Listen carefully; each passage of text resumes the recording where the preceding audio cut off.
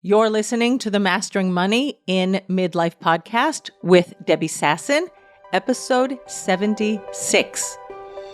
Welcome to Mastering Money in Midlife, a podcast for midlife women in business to overcome financial anxiety and make more money without burning out or sacrificing their families. Join certified life and money coach Debbie Sasson as she shares practical business strategies and mindset shifts that help you dissolve the money blocks that keep you stuck in a cycle of under-earning and under-saving, sabotage the growth of your business, and prevent you from building the wealth that you desire. Hello, my friends, and welcome back to the podcast. It has been a minute since I last recorded a podcast.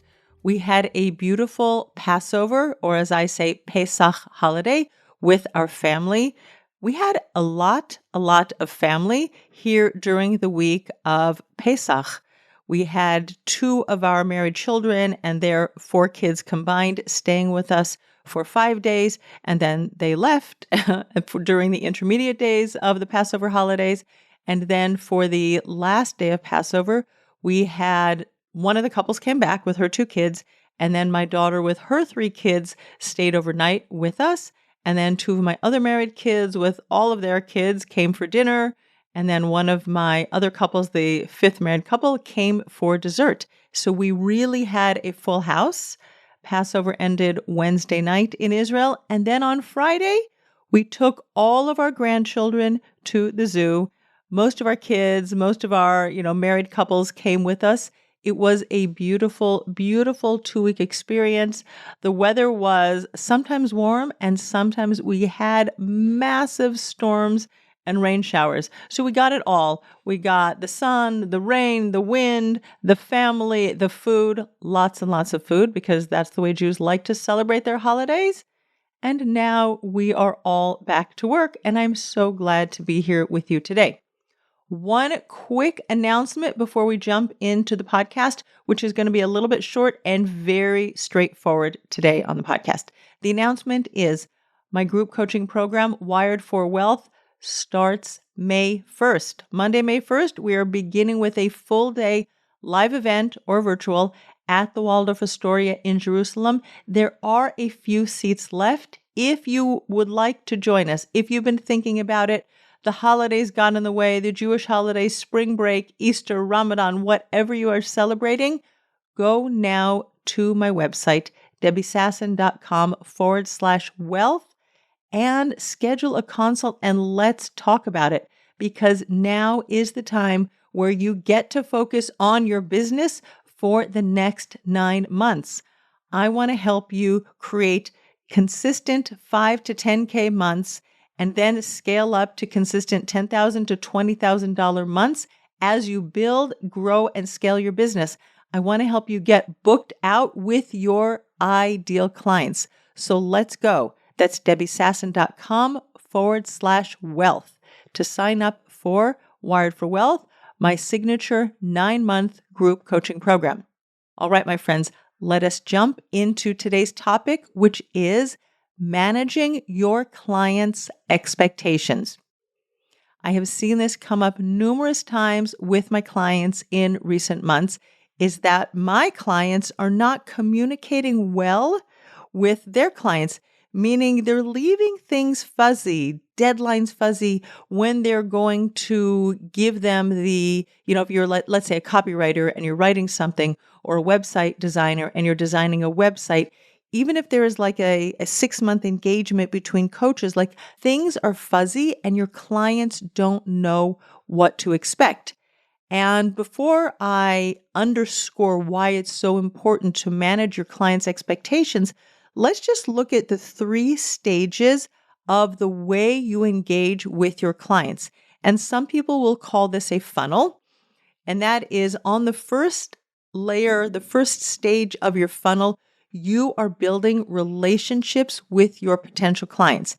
And that is the outward marketing that you do. I like to call it organic marketing. I don't pay for any ads at this point in my business. As I grow, I am sure that I will be investing in ads on Facebook or Instagram or wherever the social media gurus and ads specialists tell me that I should be investing. But today I am all 100% organic marketing my business, also networking. And when you are marketing, you are creating relationships with your potential clients or people who could know, people that would love to work with you. And you're creating connections, you're creating bonds, you're helping people understand who you are, what you do, what you stand for, and what you don't stand for. And that's also really, really important. If you try to speak to everybody, you are speaking to nobody. I specifically speak with women, entrepreneurs, people with Jewish values, or God-centered, God-fearing people. Like, those are my people. If that's not you, that's okay. You can still listen to my podcast. I love you so much. But my people, my main people, are people who are in the religious world, spirituality, and knowing that there is a God running the world. Those are my people, and I connect with them. If that's not you, that is really okay. And you might love my content or you might hate it. I don't know. Anyway, the first stage of what we call your funnel is people getting to know you, creating that connection and that bond and that relationship. Stage 2, and it narrows down from all of the people in the world who know you and you have connected with them, is now people come into your funnel. If you really, think about that funnel, it narrows, and you have a sales conversation with them. They're going to tell you what they need. Like, you're going to create an understanding between you and them. They're going to explain their needs to you. You're going to listen very attentively. And sometimes the people that speak with you and they're really interested in working with you, they're just not your people. It doesn't mean that they're not good or they're bad or there's something wrong with them. It's just possible that your speciality is not what they need, and you get to refer them on. If they are your people, right, then you have that sales conversation with them and you invite them in to work with you. You share your terms, your conditions, how much it costs to work with you. And we don't get wonky about our prices. We just say our price, sit, be quiet, and let them think about it. Because if they're on that sales call with you, 90% of the people really, really want to work with you. So that is stage 2, is having the sales conversation. We start with marketing. Stage 2 is selling. And now they are really in your tribe. They're your people, your clients. You are working with them. And this is where you need to manage your client expectations and think about the long-term impact of you managing their expectations.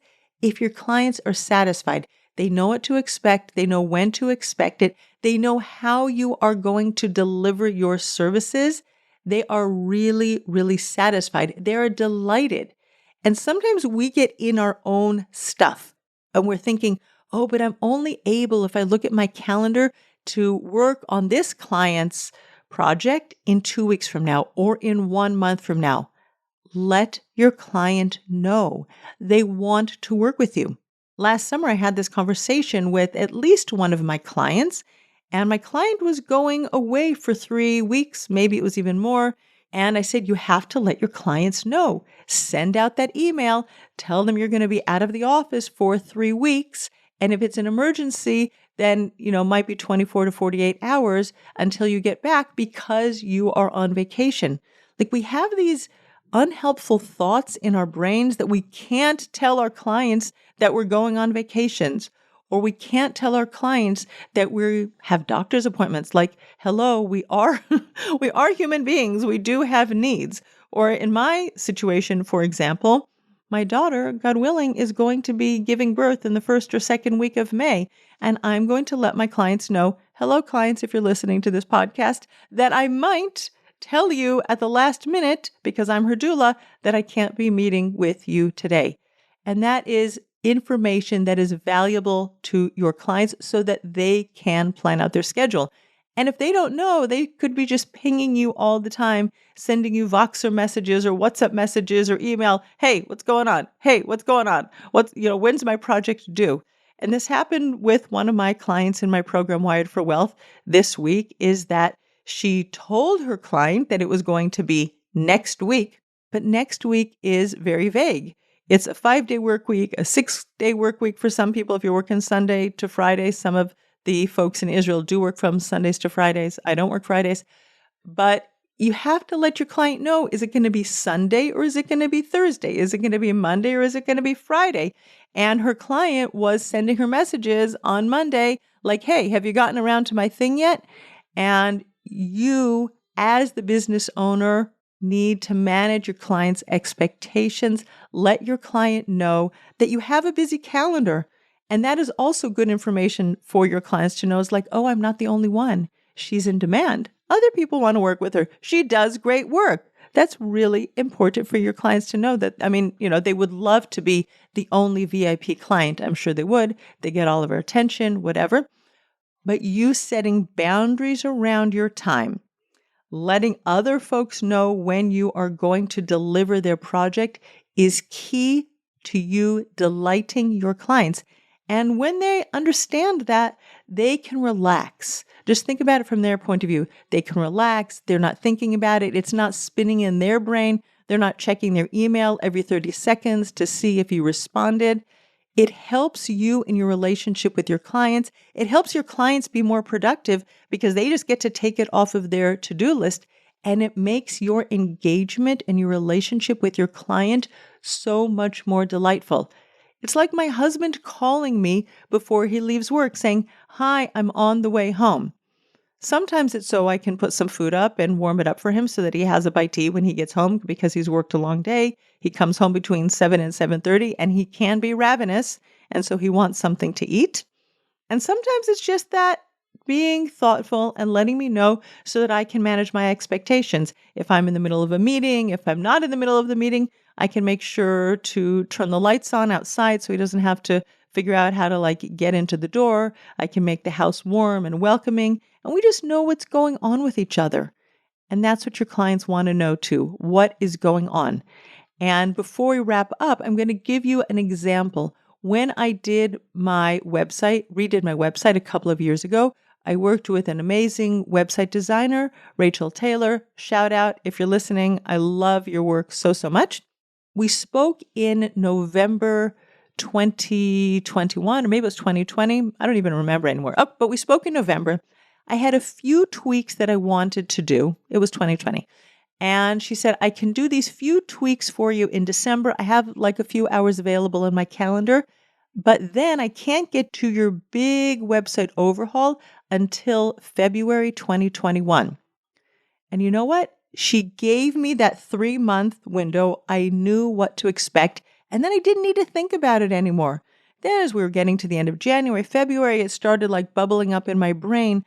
But my brain was clean and clear during the intervening months. I wasn't even thinking about my website. Maybe I had a picture, something come up, whatever. But as a website designer, she was managing my expectations and she was helping me know what to expect and when, and how much time the project would take when we got to it. And that created a delightful experience. Way less stress, or no stress at all, really. I mean, let's be honest. I knew what to expect. Her work is beautiful. I was very happy. I don't think I had more than 1 or 2 tweaks on the website. And then we went. And then when we finished the project, I was thrilled to give her a glowing testimonial. And think about it from your point of view as a business owner. You want glowing testimonials. And if you have a happy client, a happy customer, they're going to spread your name to other people, just like I told you right now about Rachel Taylor, the beautiful, creative web designer who designed my website. That is why stage 3 of your relationship with your client, from marketing to selling to serving, or sometimes we call it client deliverables, that is so important. And today we are focusing on step 3, managing your client's expectations, delivering on time to your clients. And you know what that's going to do for you? Your happy clients are going to be your best ambassadors for your next clients. And that is going to help you make more money, serve more clients, and build long-term wealth. That's what I got for you today. Thank you so much for tuning in. Here's the reminder. If you are even thinking about joining Wired for Wealth, this is a sign that you should go right now to my website, debbiesasson.com/wealth. Sign up for a sales call and let's get you in the program.